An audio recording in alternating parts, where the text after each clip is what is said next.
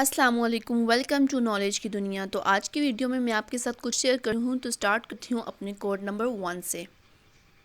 بے شک مشکل وقت بتا کر نہیں آتا، مگر سکھا کر اور سمجھا کر بہت کچھ آتا ہے۔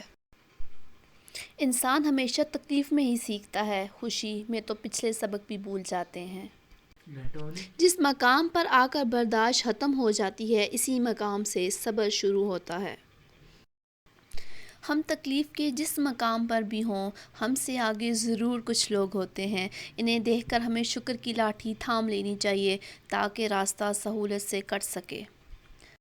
دکھ میں کبھی پچھتاوے کے آنسو مت بہاؤ، بلکہ یہ سوچو کہ تم وہ خوش نصیب ہو جس کو اللہ نے آزمائش کے قابل سمجھا۔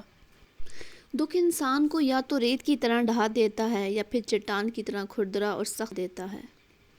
صبر کا گھونٹ دوسروں کو پلانا آسان ہے، خود پیتے ہوئے پتہ چلتا ہے کہ ایک ایک قطرہ کتنا مشکل ہوتا ہے۔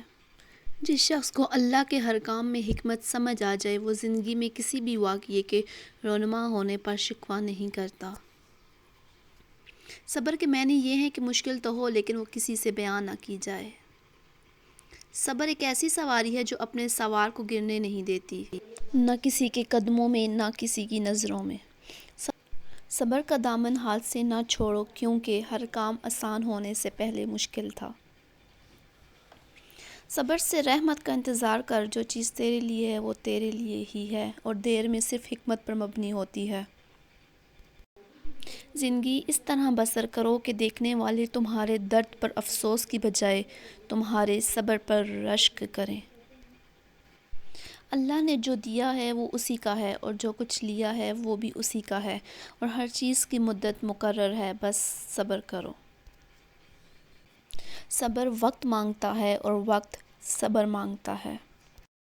جب تجھ پر کوئی ایسی مشکل آ جائے جو تیرے بس سے باہر ہو تو صبر کر اور اللہ کی طرف سے کشادگی کا انتظار کر۔ صبر کرنے والا کامیابی سے محروم نہیں رہتا، چاہے اسے طویل زمانہ لگ جائے۔